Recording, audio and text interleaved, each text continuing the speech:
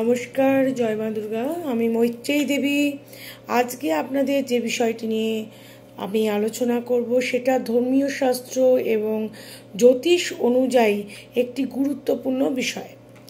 অনেকেই আপনারা আছেন যে আপনারা অনেক পড়াশুনো করেন, তবুও দেখা যায় যে আপনারা আশানুরূপ রেজাল্ট করতে পারেন না।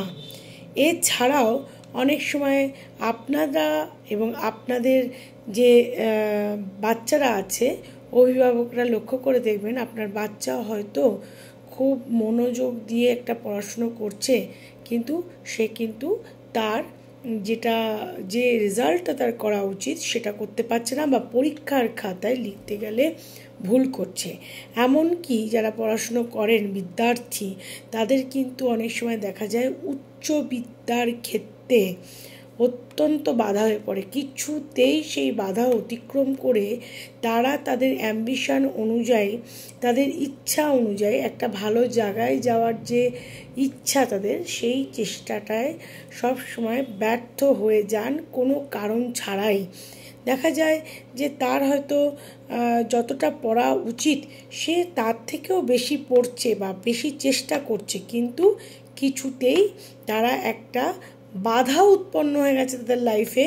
সেই বাধা অতিক্রম করে তারা আরও এগিয়ে যেতে পারে না তাদের উচ্চবিদ্যার ক্ষেত্রে।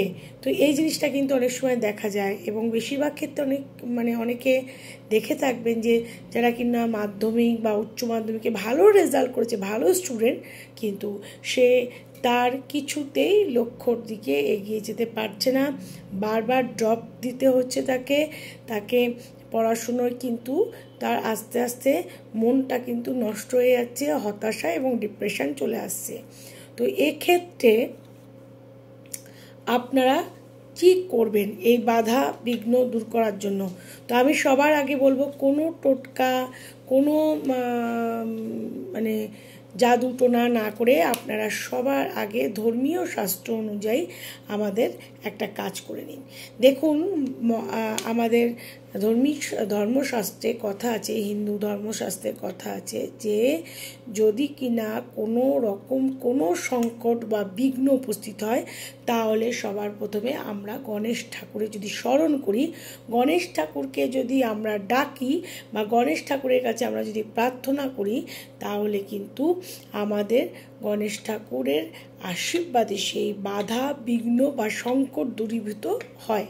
তো পড়াশুনোর ব্যাপারেও বিনায়ক, গণেশ ঠাকুরের আর এক নাম হচ্ছে বিনায়ক। বিনায়ক কথাটার অর্থ হচ্ছে শিক্ষাগুরু। তো যাদের এরকম শিক্ষাক্ষেত্রে বাধা হচ্ছে, বা সেটা যে কোনো শিক্ষা হতে পারে, এই ব্যাপারে তাদের বাধা হচ্ছে, তারা কিন্তু আমি যেটা বলছি সেইটা আপনারা করে দেখতে পারেন। প্রতিদিন গণেশ ঠাকুরের ধ্যান করতে পারেন। গণেশ ঠাকুরের মন্ত্র ওং গাং গণেশায়, এই মন্ত্র জপ করতে পারেন। মেয়েরা নমো গাং গণেশায় নমো, এই মন্ত্র জপ করতে পারেন। এছাড়াও গণেশ ঠাকুরের অনেক মন্ত্র আছে, আপনাদের সেগুলো আমি আরও পরবর্তী ভিডিওতে সেগুলো শেয়ার করব। আপনারা যদি কিনা প্রতিদিন গণেশ ঠাকুরের এই মন্ত্র 108 বার করে বলেন, গণেশ ঠাকুরকে প্রার্থনা করেন আপনাদের পড়াশুনোর কথা জানিয়ে, আপনাদের যে বাধাটা হচ্ছে সেই বাধাটা অতিক্রম যাতে আপনারা করে যেতে পারেন, তার জন্য গণেশ ঠাকুরের কাছে আপনারা আগ্রহ প্রকাশ করেন, তাহলে পরে আপনাদের কিন্তু দেখবেন হাতে না হাতে আপনাদের মন পবিত্র রেখে, ভালো ইচ্ছা নিয়ে, শুদ্ধ বস্ত্রে শুদ্ধভাবে যদি আপনারা প্রতিদিন গণেশ ঠাকুরের পুজো করতে থাকেন, এবং প্রতিদিন এটা লাগাতার করতে হবে, মিনিমাম 45 দিন করুন, একটা টাইম পিরিয়ড অবধি করুন, 45 ডেজ মিনিমাম করুন, বা 90 দিন মিনিমাম 3 মাস অ্যাটলিস্ট করুন। দেখবেন হাতে না হাতে আপনি কিন্তু রেজাল্ট পেয়ে যাচ্ছেন। এবং আপনি আপনার যে পড়াশুনোয় যে আগ্রহ যেটা নষ্ট হয়ে যাচ্ছিলো সেটাও কিন্তু আপনি অনেকটা আগ্রহী হয়ে যাবেন এবং আপনার আশেপাশে যে পড়াশুনোর ক্ষেত্রে যে বাধাগুলো আছে সেগুলো কিন্তু অতি অবশ্যই দূর হয়ে যাবে।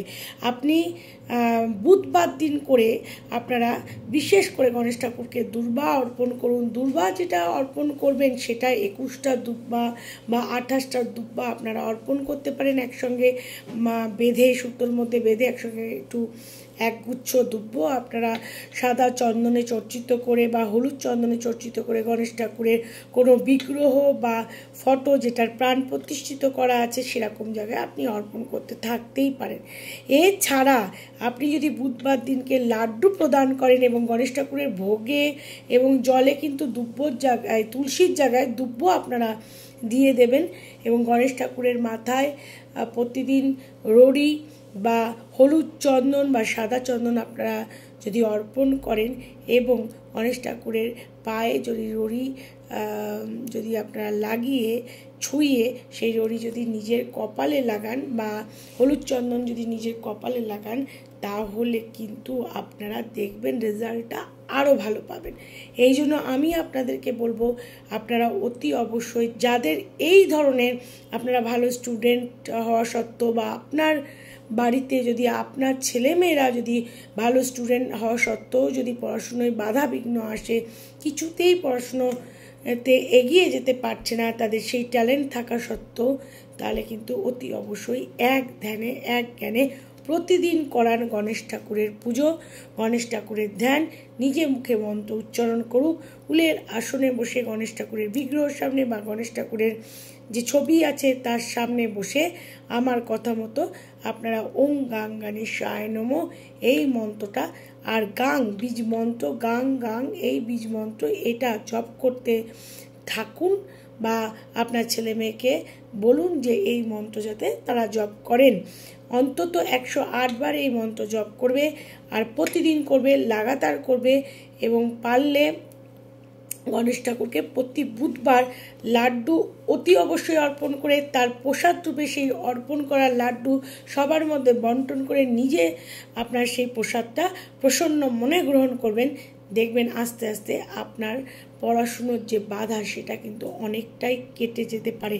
আপনি এটা অতি অবশ্যই 30 দিন থেকে মিনিমাম 90 দিন করুন আর যদি অ্যাটলিস্ট 45 ডেজ করে দেখুন তাহলে দেখবেন আপনি অতি অবশ্যই খুব ভালো ফল লাভ করবেন। আমাকে কিন্তু আপনাদের ভালো ফলাফল হলে বা আপনাদের রেজাল্ট যদি ভালো হয় আপনারা কিন্তু জানাতে ভুলবেন না এবং আপনার সুচিন্তিত মতামত এবং একটা শেয়ার অতি অবশ্যই